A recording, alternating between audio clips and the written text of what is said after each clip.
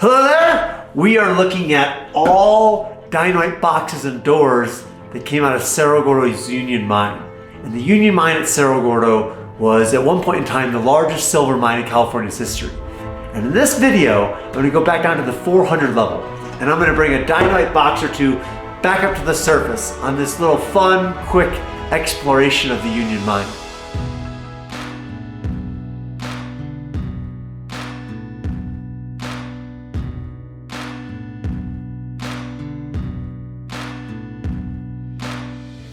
And to get down into this mine, we use an original hoist from the 1800s. So this is a sketchy cage that slowly lowers you down into the depths of the earth.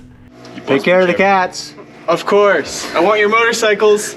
You can have 250. I absolutely love going down in the mines here at Cerro Gordo, and there's three real reasons I go down there. First, any artifacts down there would eventually be lost to collapse or decay over a long enough timeline. So my hope is that I can retrieve some of them, bring them back to the surface, that way more people can enjoy and learn from them. Second, the town's history is mining, and this Union Mine is by far the largest mine here. So if I can better understand the workings of this mine and walk the same adits and tunnels that I read about, I'll end up with a better understanding of the total history here. And third, I just love it. I love the adventure part of it, which I absolutely cannot deny. And luckily, almost every trip hits all of those buckets. So I just feel really fortunate to be able to have the opportunity to go into these mines as often as I do.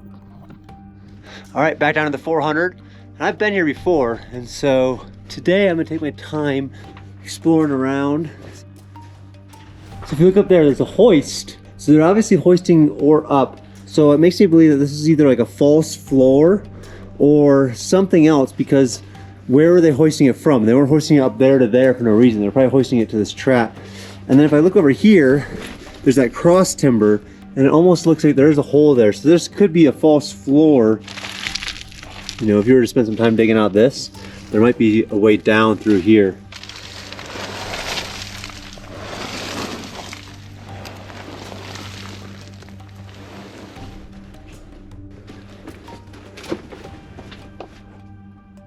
Or shoot to above.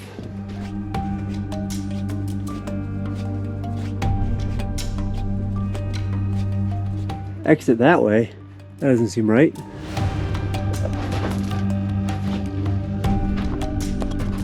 Little later generation dynamite box. Ooh, stick a dynamite right up in it. We're gonna give that some space.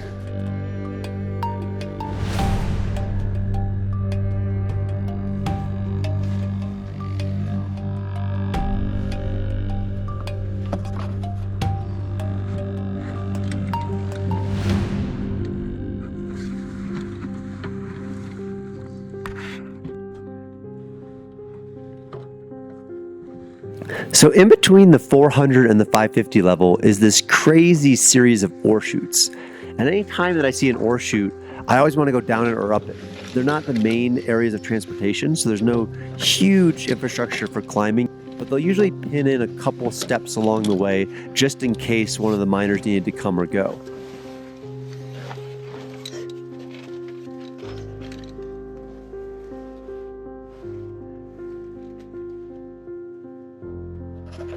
So I've been up and down this one a lot. But then you look over here, running parallel, there's another something. Where does that go? Only one way to find out. Ugh.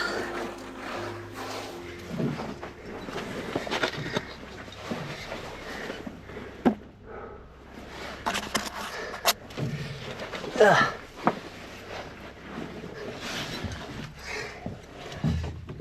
I'm going to leave no stone unturned when I'm down in the mines. And so immediately I started climbing back up the other side, outside of the ore chute, to see where it might lead.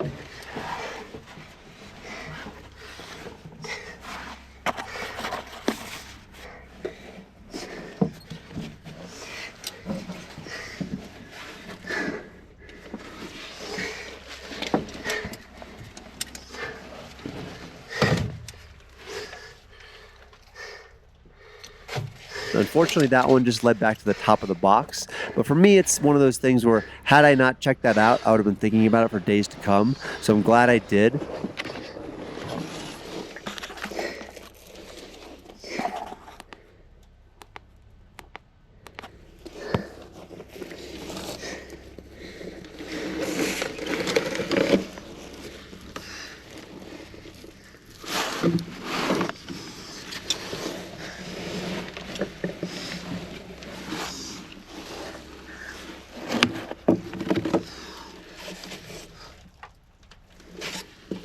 Oopsies.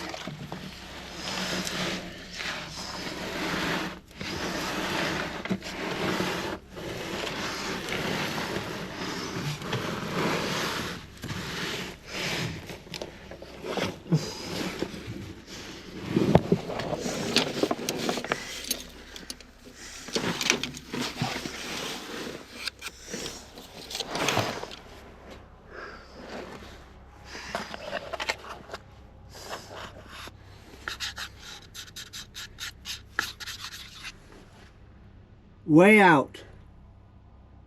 Is it ever?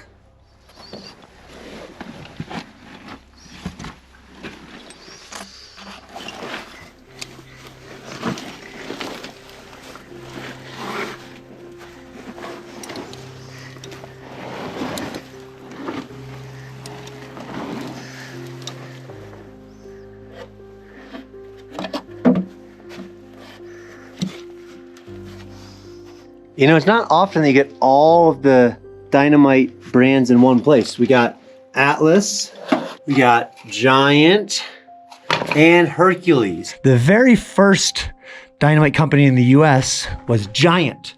Giant was made in 1868, that was incorporated, and it was acquired by DuPont in 1912.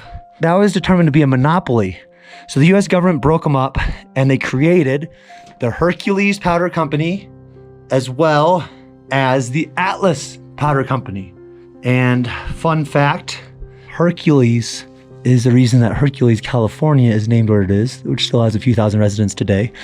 So, by knowing that, we know that this is after 1912. And so that's pretty cool to see them all in one place. So I'm gonna try to get a couple of these back up, put them in the museum. But I gotta be careful because that is a blasting cap on the end of a fuse right there. So that could go boom.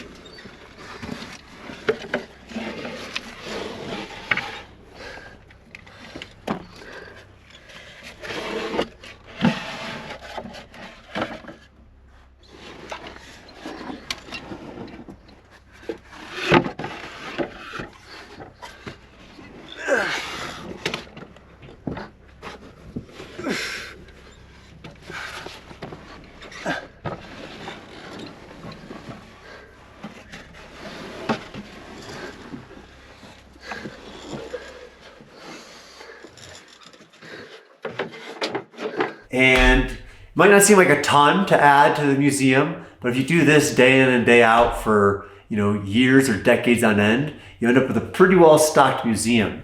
And these days, these artifacts are just becoming harder and harder to find. You know, over the years, people have taken pretty much everything that they could out of Cerro Gordo. You know, there was an owner back in the 60s that would sell you anything you wanted in a bucket for $5. So for me, it's kind of a race against time to get things like this. And so anytime I find something from Cerro Gordo's past, I try to grab it and put it in here. So thank you for checking out this quick video, and I hope you enjoyed it, and I hope you can come one day and see these artifacts for yourselves.